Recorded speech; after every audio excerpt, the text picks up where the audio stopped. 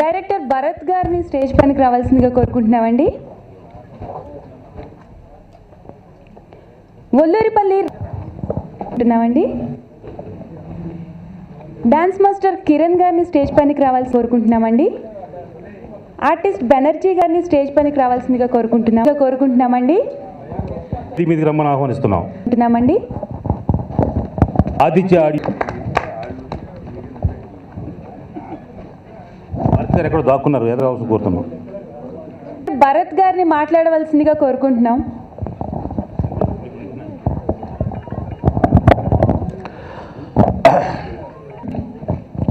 మనం చాలాసార్లు కలుసుకున్నాం. ఇది ప్రీ రిలీజ్ ప్రెస్ మీట్. అంటే సినిమా ముందు సినిమా మేము చూసుకున్నాం, చాలా అద్భుతంగా వచ్చింది, ఆనందాన్ని మీతో పంచుకున్నామని. రేపు 30 తర్వాత సినిమా గురించి నేను ఇప్పుడేం మాట్లాడదలుచుకోవాలి. రేపు 30 తర్వాత సినిమా మాట్లాడుతుంది, మీరే మాట్లాడతారు, మనందరం కలిసి పేపర్లో ప్రజలకు మాట్లాడతాం, ప్రజలు మాట్లాడతారు. పోతే నేను ఇక్కడ ముఖ్యంగా ఈ సభలోకి రావడం కారణం, కట్టా రాంబాబు గారు నాకు చాలా కాలం నుంచి పరిచయం. ఆయన సినిమా తీద్దామని ముందుకు వచ్చాడు.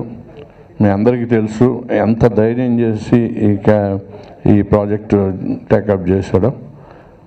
అలాగే నాకు కొంచెం ముందు డౌట్ ఉన్నా కూడా తర్వాత ఎన్ని ఒడిదొడుకులు వచ్చినా ఎక్కడ ఆగకుండా అనుకున్న ప్రకారంగా సినిమాని ఈ రోజుకి పూర్తి చేసి రేపు 30కి మనం ప్రజల ముందుకు రావడానికి సన్నాహాలు చేశాడు. దానికి నేను చాలా ఆయన అప్రిషియేట్ చేస్తున్నాను. ఆయనకు సహకరించిన అందరికి కూడా కృతజ్ఞత తెలియజేస్తూ, ఈ సినిమాకి ఒక స్పెషాలిటీ ఉంది. జనరల్గా రొటీన్ సినిమాలు చూసి విసిగెత్తిపోయిన జనానికి ఈ సినిమా డెఫినెట్గా నచ్చుద్ది. ఎందుకంటే నెంబర్ 1 నయీం భాయ్ అనేది పాయింట్ చాలా కొత్త పాయింట్. అది లేటెస్ట్గా ఈ మన టీవీలోని పేపర్లో చూస్తున్నాం. దాన్ని తీసుకుని రాంబాబు గారు కరెక్ట్గా నయీం ఎలా ఉంటాడో మేము సరిగ్గా చూడలేదు, కానీ ఈయనలాగే నయీం ఉంటాడు అని అంత గొప్పగా ఆయన గెటప్ని తీర్చిదిద్దారు. ముందు దర్శకుడు భరత్ని అభినందించాలి. ఎందుకంటే సీనియర్ ఆర్టిస్టులు పనిచేయడం ఎవరి వల్ల నవ్వుద్ది, ఏ డైరెక్టర్ని చేయగలడు. కానీ ఒక కొత్త ఆర్టిస్ట్ని ఆ గెటప్లు పెట్టి ఆ మేనరిజం పెట్టి అలాగా చేయటం అనేది చాలా గ్రేట్ థింగ్. అందుకు ముందుగా భరత్ని అభినందిస్తున్నాం. ఎందుకంటే భరత్ ఇవాళ డైరెక్టర్ కాదు, ఒకప్పుడు తపస్సు, డాక్టర్ బిఆర్ అంబేద్కర్ లాంటి చిత్రాల నుంచి లేటెస్ట్గా మైసమ్మ ఐపీఎస్ లాంటి హిట్ సినిమాలు తీసిన మంచి డైరెక్టరు, 35-36 సినిమాలు తీసిన ఎక్స్పీరియన్స్ డైరెక్టరు. అతని చేతిలో ఈ సినిమా పట్టడం, అలాగే రాంబాబు గారు ఖర్చుకి ఎక్కడా వెనుకాడకుండా చాలా రిచ్గా కాస్ట్లీగా తీశారు ఈ సినిమా. మనం ఇవాళ ట్రైలర్స్ చూసాం. అంత మంచి సినిమా ప్రేక్షకులకు వెళ్తే సరైన డిస్ట్రిబ్యూటర్, సరైన రిలీజ్ డేటు ఉంటే సక్సెస్కి మూల కారణం అవుద్ది. ఆ ఉద్దేశంతో రేపు 30వ తారీఖుని సినిమా అన్ని ఏరియాల్లోనూ కూడా చాలా ఎక్కువ థియేటర్లో రిలీజ్ చేస్తున్నారు. ఒక మంచి సినిమాని ప్రేక్షకులు చూడటానికి అవకాశం కల్పించేలాగా డిస్ట్రిబ్యూటర్లు అన్నీ కూడా థియేటర్లు కూడా మాట్లాడి కరెక్ట్గా చేస్తున్నారు. కాబట్టి ఈ సినిమా పబ్లిసిటీ విషయంలో కానీ ప్రొడక్షన్ వాల్యూస్లో కానీ ఎక్కడ ఒక పెద్ద బడ్జెట్ సినిమాకి తగ్గకుండా ఈ సినిమాని తీశారు. ఈ కయ్యంబాయ్ అనే సినిమాలో నేను ఒక మంచి క్యారెక్టర్ చేశాను. నాకు ఈ క్యారెక్టర్ ఇచ్చిన శారదాదేవి గారికి, కట్టా రాంబాబు గారికి, దర్శకులు భరత్ గారికి నమస్కారాలండి. ఈ సినిమా హిట్ కావాలని మనసారా కోరుకుంటున్నాను. మళ్ళీ చెప్తానే ఉంటాం, కయ్యంబాయ్ మంచి సినిమా అండి. ఫ్రమ్ ద వెరీ బిగినింగ్ ఎప్పుడైతే స్క్రిప్ట్ చేశారో స్క్రిప్ట్ దగ్గర నుంచి నేను ఉన్నాను. అండ్ ఎస్పెషలీ భరత్ అందరూ చెప్పినట్టు is a good technician. Unfortunately ఆయనకి రావాల్సిన స్థానం ఇంకా not he's come at. I think after this film he'll go to places. Katta Sharadadevi garu producer, మా చెల్లి లాంటిది. ఈయన బావ పన్నీరు. సో ఇదంతా ఇది ఒక ఫ్యామిలీ అఫైర్ లాగా ఉండేది. షూటింగ్లో అయితే మాకు పిక్నిక్ అండి. రోజు అసలు it was like A picnic. Evening అవగానే అందరూ సరదాగా అందరూ కూర్చుంటాం, మాట్లాడుకుంటాం. హోటల్స్ సాయంత్రం రండి బావ ఈ గుంటూరు నుంచి వచ్చేవాళ్ళు, అక్కడి నుంచి భోజనాలు తెచ్చేవాళ్ళు. అది సినిమా షూటింగ్ చేసినంతసేపు మరి ఆయన ఎన్ని బాధలు పడ్డాడో, డబ్బులు ఉన్నాయో లేవో తెలియదు కానీ, బట్ డబ్బులు లేవు అన్నట్టు ఫీలింగ్ ఎక్కడా లేదు. He spent a lot of money and సినిమాని సినిమాలాగే తీశాడు. ఏదో చుట్టేద్దామని కాకుండా ఎక్కువ ఖర్చు పెట్టాడా తక్కువ ఖర్చు పెట్టాడా పక్కన పెట్టేస్తే ప్రొఫెషనల్ సినిమా ప్రొడ్యూసర్ ఎలా తీస్తారో, ఎక్కడే ఖర్చు పెట్టాలి, ఏం చేయాలి, ఏ టెక్నీషియన్స్ పెట్టాలి, ఏ ఆర్టిస్ట్ని పెట్టాలి, అందరినీ పర్ఫెక్ట్గా everybody choose, and that credit goes to Rambabu and Bharat.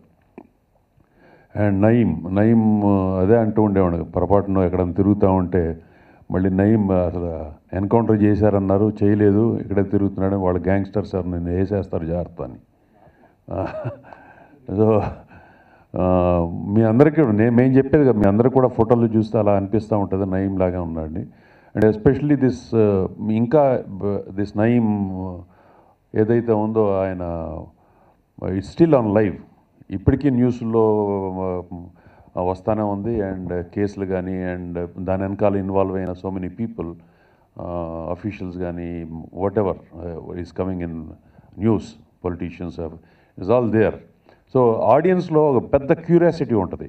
వాళ్ళు పేపర్లో కొంచెం అట్లా చదివి ఉంటారు, కానీ సినిమా వాళ్ళు డెఫినెట్గా దాని గురించి రీసెర్చ్ చేసి ఏం జరుగుంటుంది అనేసి అని చేసి అవన్నీ కూడా పెట్టుంటారు. ఏదైతే మన న్యూస్లో చూడలేదో చదవలేదో అవన్నీ ఉంటాయనే ఒక ఇంట్రెస్ట్ డెఫినెట్గా ఆడియన్స్కి.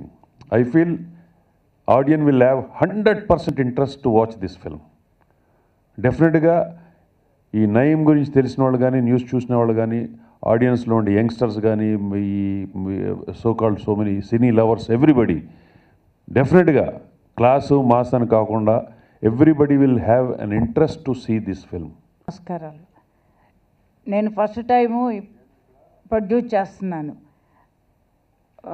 కయింబాయ్ అనే చిత్రం తీయటానికి కూడా కారణాలు ఉన్నాయి.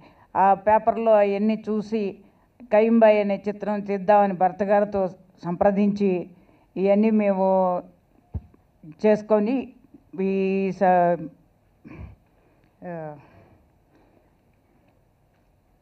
చేసి మొత్తం సజమానంతా పూర్తి చేసి 30వ తారీఖు విడుదల చేస్తున్నాము. వీడియో కమిటీ వాళ్ళకి, పిఆర్ వాళ్ళకి, నా ఫ్రెండ్స్కి హృదయపూర్వకంగా నమస్కారం చెప్తున్నాం. ఇప్పుడు నాకు ఒక దెయ్యం అనేది ఒకటి ఉందండి. నేను మెడ్రాస్ వెళ్ళినప్పుడు నేను కూడా చిన్నప్పటి నుంచి ఒక హీరో అవుదామని, ఒక ఆర్టిస్ట్ అవుదామని, కొంచెం చిన్నప్పుడు కొంచెం గ్లామర్గా ఉండేటప్పటికి ఇంట్లో చెప్పకుండా మెడ్రాస్ వెళ్ళిపోయానండి. కానీ ఆ థీమ్ అనేది 18వ సంవత్సరం మెడ్రాస్ వెళ్ళిన తర్వాత ఆ థీమ్ ఈ రోజుకి నెరవేరిందండి. ఈ రోజుకి 50,000కి ఈ క్యారెక్టర్ చేయటం, అది కూడా ఈ క్యారెక్టర్ నేను చేస్తే బాగుంటుందనే ఉద్దేశం మీద భర్త గారు కానీ మీ అందరి కలిసి అనుకోవటం. దానికి ముఖ్యంగా నా శ్రీమతి కట్టా శారద నాకు మ్యాక్సిమం అండ్ వాళ్ళ బ్రదర్సు పల్నాడు శ్రీనివాసరావు, ధనంజయ్ గారు, తర్వాత ఇంకా మెయిన్ పెద్ద ఆయన పత్తిపాటి పుల్లారావు, వీళ్ళందరూ సహారంతో ఈ సినిమా నుండి ఎంత ఖర్చు అయినా పెట్టి దీన్ని ఇటు కొట్టాలి, సినిమా పరంగా చేయాలి అని చెప్పేసి దాంతోనే బాగా బ్రహ్మాండంగా చేశారండి. నేను చూశాను సినిమా అయితే ఎక్స్ట్రా చాలా బాగుంది. ఈ ఫంక్షన్ ఎందుకు పెట్టానంటే ప్రీ రిలీజ్ ఫంక్షను, అందులో ఆడియో కూడా నాకు రెస్పాన్సిబిలిటీ వస్తుంది సార్, చాలా బాగుంది సాంగ్స్ అని చెప్పేసి ఆడియో పెద్ద హిట్ అయిందండి. తర్వాత ప్రీ రిలీజ్ ఫంక్షన్గా భావించి ఈ ప్రెస్ మీట్ ఏర్పాటు చేశాను. అంతేకాదండి, ముఖ్యంగా రేపు రాబోయే రంజాన్ శుభాకాంక్షలకి అందరూ నా సోదరులకి, హిందువులకి, ముస్లిమ్స్కి అందరికీ నా హృదయపూర్వక నమస్కారం చేస్తూ ఈ సినిమాను చూసి ఏమి ఇలా చేశాడు నయీం అనేది ఈ సినిమాను చూసి అందరూ ఆదరిస్తారని మనసారా కోరుకుంటున్నానండి. Thank you sir. వారిలో ప్రధాన పాత్రధారుడు. గాంధీని హత్య చేసిన వ్యక్తిగా ఆయన ప్రసిద్ధి పొందారు.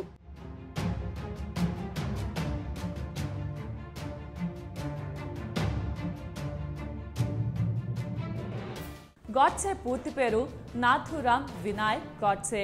ఇతను 1910 మే 19వ తేదీన పూణే జిల్లాలో బారామతి పట్టణంలో జన్మించాడు. ఇతని తండ్రి పేరు వినాయక్ వామన్ రావు గాడ్సే.